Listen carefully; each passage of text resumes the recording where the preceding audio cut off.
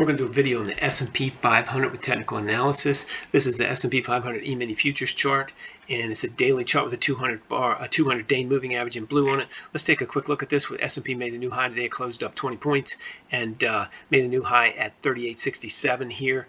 That's a really good, solid technical picture for S&P 500 to continue its little bear market rally. It's above the 20, it's above the 5, still below the 200 moving average, but still it looks good. It's not overbought, it's not oversold.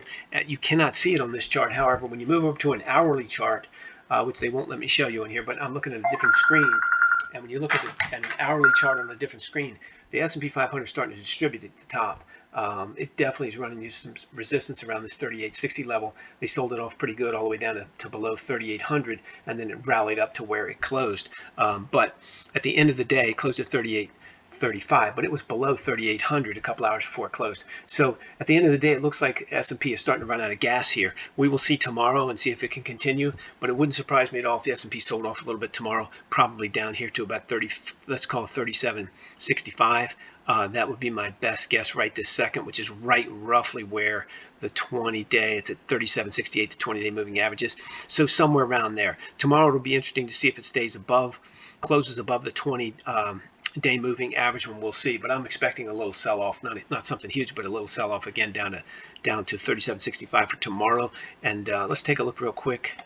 Very quickly, we can see it's up. It's gotten itself up off of this 200-week moving average. This is a weekly blue 200-day moving, 200-week moving average, and it's still off of it. But it has not cleared the 20-week moving average that has gone flat, and that is not a good sign. It's definitely running to resistance here, and it's got to get through that. This price has got to get up here and push through this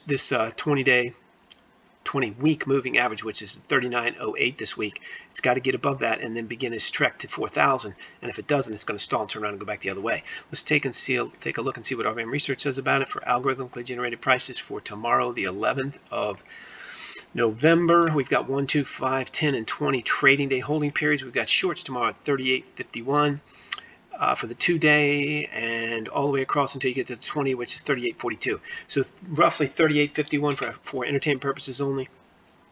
Can't use anything other than for entertainment, including my commentary on the enterprises, but we do have 38.51 shorts across the board tomorrow, and that is not quite the high for today. Today's high, again, was close to 360, in the 3860s. So this below today's high. Let's take a look and see what the trend following is for S&P 500 tomorrow. It's right here, 30-day hold for tomorrow, the 9th, and it's got S&P 500. It's on here buying at 38.67. So basically, it's really interesting. Shorting into 38.50s, buying if it breaks through and gets to higher than this was today's high, 38.67. So if it gets around there, it says to buy it, and if it's down to lows of 38.50, it says to short it. So it's very interesting and consistent with my technical analysis picture, just by chance. You can get access to all of this every morning before 7 a.m. 190 stocks, the major forex pairs, BTC crypto, the S&P futures, and crude, gold, and treasury bond futures at rbmresearch.com. Link in the description below. You can head over there, put in your email address, and get free access. No credit card required. Everything's for entertainment purposes only. You definitely trade at your own risk. You should always do your own analysis, and you can't use our entry prices and commentary for anything other than entertainment. We now have another expanded S&P 500 product. That's a paid product. You can get intraday support, and there's some other offerings over there. If you go to the S&P 500 page, you'll see the link at the top of our website. You can go and check that out yourself.